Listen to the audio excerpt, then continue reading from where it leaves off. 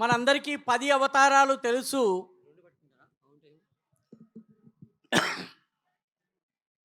11వ అవతారము జనతా జనార్దనుడు.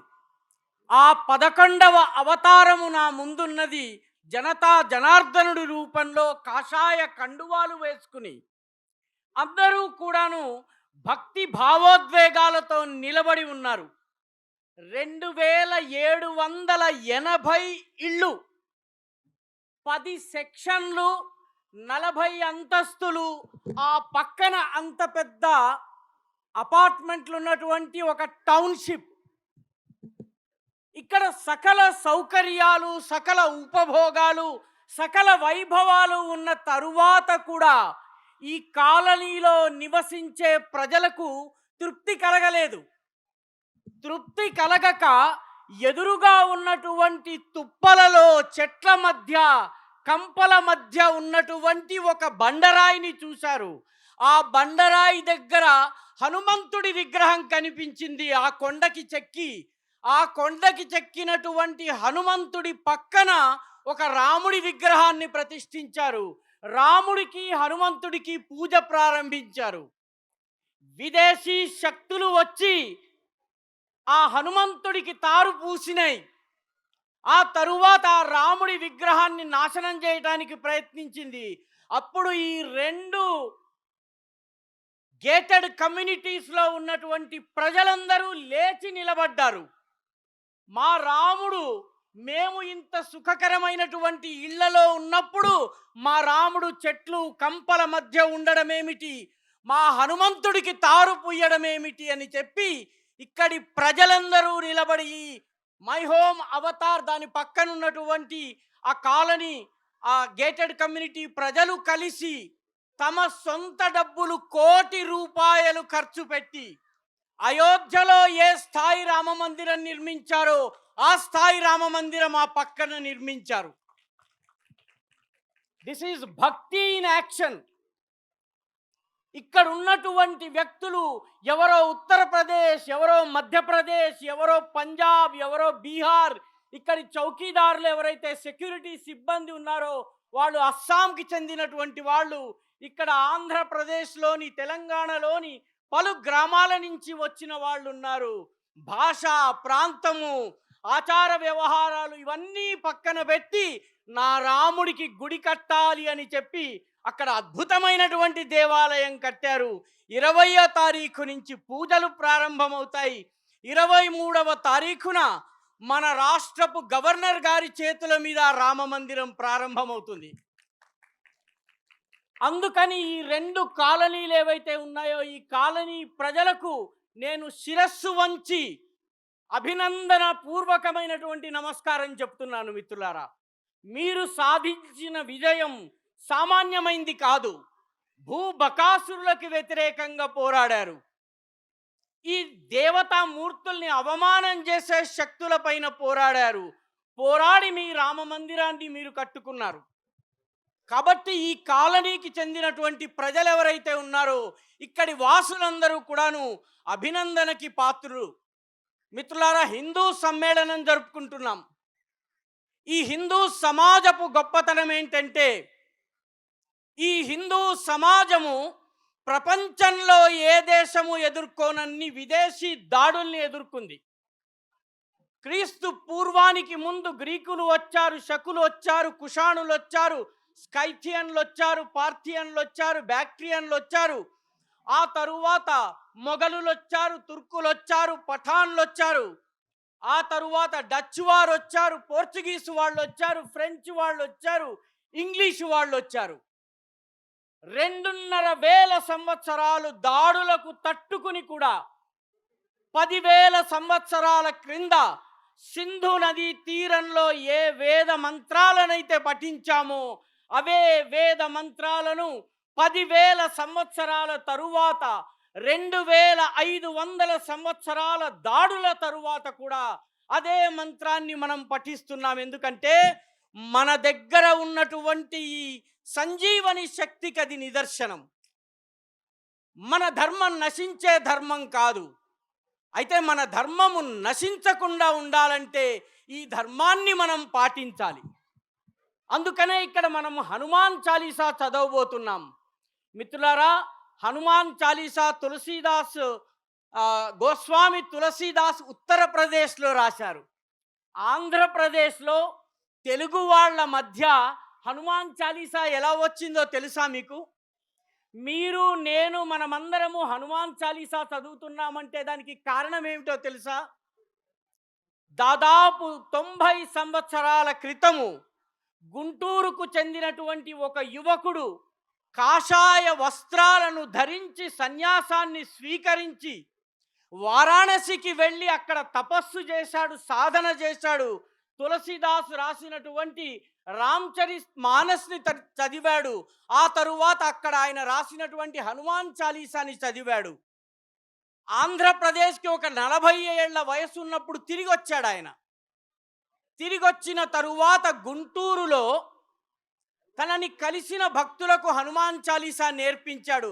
హనుమాన్ చాలీసాని పఠించండి, ఇందులో బీజ మంత్రాల శక్తి ఉంది, ఈ జాతి మేల్కుంటుంది, ఆంగ్లేయుల బానిసత్వం పోతుంది, హనుమాన్ చాలీసాని జపించండి, ఈ ధర్మం పైన వస్తున్నటువంటి ఆపదలు పోతాయి, ఈ ప్రజలకు శక్తి వస్తుంది, హనుమాన్ చాలీసా పఠించండి అన్నాడు. ఆయన దగ్గరికి వచ్చినటువంటి భక్తులు, స్వామీజీ మీకు మేము దక్షిణ సమర్పించుకుంటామని 100 రూపాయలు ఇవ్వబోతే, నాకు 100 రూపాయలు వద్దు, మీరు దయచేసి 100 ప్రతులు హనుమాన్ చాలీసా రాసి 100 మందికి పంచి పెట్టండి, ఆ 100 మంది చేత హనుమాన్ చాలీసా చదివించండి. ఆ యువకుడి పేరు, తెలుగు యువకుడి పేరు స్వామి భవానంద సరస్వతి. స్వామి భవానంద సరస్వతి 100 సంవత్సరాల క్రితము కన్న కళ ఈరోజు ఇక్కడ మైహోమ్ అవతార్లో దాని పక్క కాలనీకి చెందినటువంటి వేలాది మంది ఏకత్రితులై ఒక్క గంతుతో హనుమాన్ చాలీసాని చదువుతున్నాం. హనుమాన్ చాలీసాలో అన్నిటికన్నా గొప్ప విషయం ఏంటంటే, హనుమంతుణ్ణి కండల వీరుడుగా చూపించలేదు, హనుమంతుణ్ణి బలశాలి అని చెప్పలేదు. మొట్టమొదట హనుమంతుడి గురించి చెప్పిన పదమేమిటంటే, జయ హనుమాన జ్ఞానగుణ సాగర. నువ్వు జ్ఞాన గుణాలకు సాగరము వంటి వాడివి, లోతులే తెలియనటువంటి సముద్రము వంటి వాడివి అని హనుమంతుణ్ణి ప్రశంసించారు. ఆ తరువాత రామదూతవైన నువ్వు అతులిత బలధాముడివి అన్నాడు. కాబట్టి బలం అంటే పైశాచిక శక్తి కాదు, రాక్షస శక్తి కాదు, బలం అంటే జ్ఞానపూరితమైనటువంటి బలము అని చెప్పే హనుమాన్ చాలీసాని మనం చదవబోతున్నాం. మనందరము కలిసి చదువుతాము.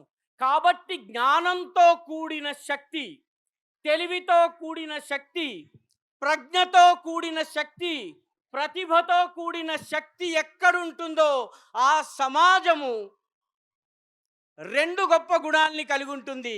ఇందాక స్వామివారు చదువుతూ సంకల్ప మంత్రం చెబుతున్నప్పుడు అభయ అజయ విజయ వీర్య ఆయుర ఆరోగ్య ఐశ్వర్య అభివృద్ధి అర్థం అని చెప్పారు. మనలో ఈ 11 గుణాలు అన్నారు. అందులో మొట్టమొదటి గుణము అభయము, భయము లేకుండుట. రెండవ గుణము అజయము, ప్రపంచమంతా నా పైన దాడి చేసినా తట్టుకుని నిలబడే శక్తి.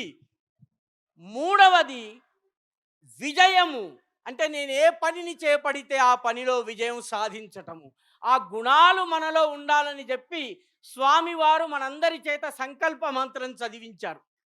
హనుమాన్ చాలీసా చదువుతున్నామంటే ఈ సమాజాన్ని, ఈ దేశాన్ని బాగుపరిచేందుకు సంకల్పం తీసుకున్నట్టు. మిత్రులారా, ఏ దేశం? భారతదేశం. ఎప్పుడైనా మీరు భారతదేశపు చిత్రపటాన్ని చూసారా? అక్కడ భారతదేశం ఉంది, భారతమాత బొమ్మ ఉంది. జాగ్రత్తగా బొమ్మని గమనించండి. ఆ బొమ్మని చూస్తే భారతమాత యొక్క తల్లి భాగము కైలాసము. కైలాసములో పరమపిత అయినటువంటి పరమేశ్వరుడు తన జటాజూటాల్ని విప్పుకుని నర్తన చేస్తూ ఉన్నటువంటి స్థానము కైలాసము. ఆయన తన 2 చేతుల్ని చాచి, ఒక చెయ్యి అస్సాం దాకా, ఒక చెయ్యి గుజరాత్ దాకా విస్తరించాడు. దక్షిణ కొసన మీరు గనక చూస్తే, దక్షిణ కొసన కన్యక రూపంలో అమ్మవారు ఉన్నది. ఆ శివుడిని ఆరాధిస్తూ శివుని పతిగా కోరుతూ ప్రార్థిస్తూ ఉన్నటువంటి కన్యాకుమారి దక్షిణాన ఉన్నది. కన్యాకుమారి ఉత్తరం వైపు చూస్తున్నది. పరమశివుడు దక్షిణాన ఉన్న కన్యకని చూస్తున్నాడు. శివుడు తన బాహువుల్ని చాస్తే ఒక చెయ్యి గుజరాత్, ఒక చెయ్యి అస్సాం. అమ్మవారు తన రెండు చేతులు చాస్తే ఒక చెయ్యి అస్సాం, ఒక చెయ్యి గుజరాత్. పరమశివుడు పార్వతీదేవిల యొక్క పవిత్ర ఆలింగన తప ఫలితంగా పుట్టినటువంటిదే భారతదేశం. కాబట్టి భారతదేశము మామూలు దేశం కాదు. ఇది శివపార్వతుల మేలు కలయిక ద్వారా పుట్టింది. అందుకనే ఇది పుణ్యభూమి, ధర్మభూమి, కర్మభూమి, మోక్షభూమి. ఇది మన యొక్క జీవితాలకు ఒక మోక్షాన్ని ఇవ్వగలిగేటటువంటి భూమి. అందుకే ఈ దేశంలో అడుగడుగునా గుడులున్నాయి. ఎక్కడికి వెళ్ళినా మీకు దేవాలయం కనిపిస్తుంది. మిత్రులారా, ఈ దేశంలో మీరు గనక శివుణ్ణి పూజిస్తే 12 జ్యోతిర్లింగాలను పూజించాలి. 12 జ్యోతిర్లింగాల దర్శనం చేయాలి. 12 జ్యోతిర్లింగాలు ఎక్కడెక్కడ ఉన్నాయండి? సౌరాష్ట్రే సోమనాథంచ. మొట్టమొదటి జ్యోతిర్లింగము సౌరాష్ట్రం అంటే గుజరాత్లో సముద్రపు ఒడ్డున సోమనాథులో ఉంది. రెండవ జ్యోతిర్లింగం ఎక్కడుంది? శ్రీశైలే మల్లికార్జునం, దక్షిణ భారతదేశంలో ఉన్నటువంటి శ్రీశైలం. మూడవది ఎక్కడుంది? ఉజ్జయిన్యాం మహాకాలం, మధ్య భారతదేశంలో ఉంది. ఆ తరువాత నాలుగవది ఓంకారం అమలేశ్వరం పక్కనే ఉంది. సేతుబంధేతు రామేశం, రామేశ్వరుడు ఎక్కడున్నాడు? భారతదేశం యొక్క 3 సముద్రాలు కలిసే చోట ఉన్నాడు. నాగేశం దారుకావనే, మళ్ళీ గుజరాత్. జాగ్రత్తగా గమనించండి. ఎవరో ఈ భారతదేశాన్ని సూది పెట్టి కుట్టినట్టుగా ఒకసారి ఉత్తరము, ఒకసారి దక్షిణము, ఒకసారి ఉత్తరము, ఒకసారి దక్షిణము, ఈ ఉత్తర దక్షిణ తేడా లేకుండా ఇదంతా ఒకే పవిత్ర భారత భూమి అని చెప్పేందుకే 12 జ్యోతిర్లింగాలు ఉన్నాయి. మీరు అమ్మవారిని పూజించాలనుకున్నారు, 51 శక్తి పీఠాలు ఉన్నాయి. మొట్టమొదటి శక్తి పీఠం ఎక్కడుందండి? లంకాయాం శాంకరీదేవి. ఈరోజు భారతదేశంలో లేనటువంటి శ్రీలంకలో ఉన్నటువంటి శాంకరీదేవి మన మొట్టమొదటి అమ్మవారి శక్తిపీఠము. ఈ శక్తిపీఠాలను, ఇది ఎందుకు శాంకరీదేవి అంటే, ఈరోజు మనం బలహీనంగా ఉన్నాం కాబట్టి శ్రీలంక మనల్ని విడిచిపోయింది, బర్మా మనల్ని విడిచిపోయింది, పాకిస్తాన్ మనల్ని విడిచిపోయింది, బంగ్లాదేశ్ విడిచిపోయింది. కానీ అమ్మవారి ఆరాధకులు మరిచిపోలేదు. లంకాయాం శాంకరీదేవి. శక్తిపీఠాల్లో ఒక శక్తిపీఠం ఎక్కడుంది? హింగులాజ్లో ఉంది. హింగులాజ్ ఎక్కడుంది? పాకిస్తాన్లో ఉంది. పాకిస్తాన్లో నా శక్తిపీఠం ఉంది. కాబట్టి నా అమ్మను గనక నేను పూజించాలంటే పాకిస్తాన్లో ఉన్న శక్తిపీఠం భారతదేశంలోకి రావాలి. మిత్రులారా, మీలో ఎంతమందికి తెలుసునో నాకు తెలియదు, కానీ మన దగ్గర భావసార క్షత్రియులు అని ఒక కమ్యూనిటీ ఉంది. ఈ భావసార క్షత్రియులు అనేటటువంటి కమ్యూనిటీ ముస్లిం దండయాత్రలు ప్రారంభమైన తరువాత బలూచిస్తాన్ని వదిలేసి గుజరాత్కు వచ్చారు. గుజరాత్ నుంచి మహారాష్ట్రకు వచ్చారు. మహారాష్ట్ర నుంచి కర్ణాటకకి వెళ్ళారు. కర్ణాటక నుంచి తెలంగాణకి, తెలంగాణ నుంచి ఆంధ్రప్రదేశ్కి వెళ్ళారు. ఆంధ్రప్రదేశ్లో వాళ్ళని రంగ్రీజులు అంటారు. రాజమండ్రిలో రంగ్రీజుపేట ఉంది. వీళ్ళందరూ ఈ రకంగా వెళ్ళిన తరువాత భాష మరిచిపోయారు. కర్ణాటక వాడు కన్నడ మాట్లాడాడు, మహారాష్ట్ర వాడు మరాఠీ మాట్లాడాడు. వీళ్ళందరూ వేరైపోయిన తరువాత కూడా వీళ్ళందరి కులదేవత మారలేదు. ఎప్పుడో 7వ శతాబ్దంలో బలూచిస్తాన్ని వదిలేసి వచ్చిన తరువాత కూడా భావసార్ క్షత్రియులు ఎవరైతే ఉన్నారో వాళ్ళ కులదేవత ఈరోజు కూడా హింగులాజ్ మాత. అంటే హింగులాజ్ మాతను గుర్తుంచుకుంటే ఆ పాకిస్తాన్లో ఉన్నటువంటి నా తీర్థక్షేత్రం గుర్తుకొస్తుంది. నాకు శక్తి వచ్చినప్పుడు ఆ భూభాగాన్ని కలుపుకుని 51 శక్తి పీఠాల అఖండ భారతదేశాన్ని చేస్తాను. కాబట్టి ఈ జ్ఞాపక శక్తిని గుర్తుంచుకోవడమే హిందువుల పని. హనుమాన్ చాలీసాని జపిస్తున్నాము, లలితా సహస్రాన్ని జపిస్తున్నాము, భగవద్గీతను జపిస్తున్నాము. ఇవన్నీ ఎందుకు జపిస్తున్నామంటే ఈ సమాజమంతా ఒకటి అని చెప్పేందుకు, మన యొక్క స్మృతిని నిలబెట్టుకునేందుకు, జ్ఞాపకాల్ని నిలబెట్టుకునేందుకు. రాముడి కథను మీరు పరిశీలించండి. రాముడి కథ భారతదేశాన్ని నార్త్ నుంచి సౌత్‌కి కలుపుతుంది. ఈ దేశంలో రాజకీయ నాయకులు సౌత్ ఇండియా వేరు, నార్త్ ఇండియా వేరంటారు. కానీ రాముడి కథ చెప్పుకునే ప్రతిసారి మన కథ ప్రారంభమయ్యేది ఉత్తర భారతదేశంలోని అయోధ్యలో. సీతమ్మ వారిది జనక్పూర్, సీతామఢి బీహార్‌లో ఉంది. ఆ తరువాత వాళ్ళు బయలుదేరి దక్షిణానికి వచ్చినప్పుడు చిత్రకూట్‌కొచ్చారు. చిత్రకూట్ నుంచి దండకారణ్యానికి వచ్చారు. దండకారణ్యం నుంచి పంపానదికి వచ్చారు. మన భద్రాచలంకి వచ్చారు. భద్రాచలంలో అమ్మవారు తన చీరల్ని ఆరవేసుకున్నారు. ఆ తరువాత సీతమ్మ వారిని పర్ణశాల దగ్గర అపహరించుకుని వెళ్ళిన తరువాత వెతుకుతూ వెతుకుతూ దక్షిణాది కర్ణాటకలో ఉన్న కిష్కింధకి వెళ్ళారు. ఆ తరువాత శబరిని కలిసేందుకు పంపానది అంటే నేటి కేరళకు వెళ్ళారు. ఆ తరువాత హనుమంతుడు లంకకి వెళ్ళాడు. లంకకి వెళ్ళిన తర్వాత రావణాసురుణ్ణి వధించాడు, సీతమ్మ వారిని తెచ్చాడు, రామరాజ్యం వచ్చింది. రాముడి కథ north to south it unites India. అదే కృష్ణుడి కథ చూడండి. కృష్ణుడి కథ unites India from east to west, from west to east. కృష్ణుడి రాజధాని ద్వారక పశ్చిమ తీరంలో ఉంది. కృష్ణుడు పుట్టింది మధుర, పెరిగింది బృందావన్. నరకాసురుణ్ణి చంపేందుకు అస్సాంలోని ప్రాగ్జ్యోతిషానికి వెళ్ళాడు. తన మనవడైనటువంటి అనిరుద్ధుణ్ణి కాపాడుకునేందుకు అస్సాంలో ఉన్నటువంటి తేజ్పూర్ అనే పట్టణానికి వెళ్ళాడు. మహాభారత కథని గనక పరిశీలిస్తే it unites India from west to east. Ramayana unites India from north to south and Mahabharata unites India from west to east. కాబట్టి మన పురాణ గాథలు, మన ధర్మము, మన జీవన విధానము ఇవన్నీ ఈ దేశంలో ఉన్నటువంటి కోటి కోటి మంది ప్రజలను కలిపేవే. మీరు ఇక్కడ దగ్గరలో ధర్మపురి ఉంది. ధర్మపురిలో నరసింహస్వామి క్షేత్రం ఉంది. స్వామి క్షేత్రంలో భక్తులు గోదావరి నదిలో స్నానం చేయడానికి వెళ్తారు. మీరు అక్కడ ఏ ముసలవ్వనన్నా అడగండి, అవ్వా ఎక్కడికి పోతున్నావు అని అడిగితే అవ్వ చెప్తుంది, బిడ్డ గోదావరికి పోతున్నా అని చెప్పదు, బిడ్డ గంగకు పోతున్నా అంటుంది. అవ్వా ఇది గంగ కాదు, ఇది గోదావరి అని మీరు చదువుకున్నటువంటి మనలాంటి వాళ్ళు కరెక్ట్ చేస్తే ఆ అవ్వ అంటుంది, లేదు బిడ్డ ఇది గంగ అంటుంది. కాబట్టి నా కళ్ళ ముందున్నటువంటి నీరు ఇది గంగ నీరుగా భావించేటటువంటి పవిత్ర తత్వము భారతదేశంలో మనకిచ్చారు. అందుకే ఈ దేశాల్లో కులాలు, మతాలు, వర్గాలు, వర్ణాలు అనేకమున్నా మనమందరం ఒక్కటి. మనందరము ఒక్కటి. మనల్ని విడగొట్టి, చెడగొట్టి, పడగొట్టే ప్రయత్నాలు జరుగుతున్నాయి. కులాల పేరిట, మతాల పేరిట, వర్గాల పేరిట, వర్ణాల పేరిట. మీకు 2 ఉదాహరణలు ఇస్తాను. తూర్పుగోదావరి జిల్లా రామచంద్రపురంలో కృత్తివెంటి పేర్రాజు పంతులు గారు అనేటటువంటి బ్రాహ్మణుడు ఉండేవాడు. కృత్తివెంటి పేర్రాజు పంతులు గారు తన 100 ఎకరాలను దానం చేశాడు. దేనికోసం?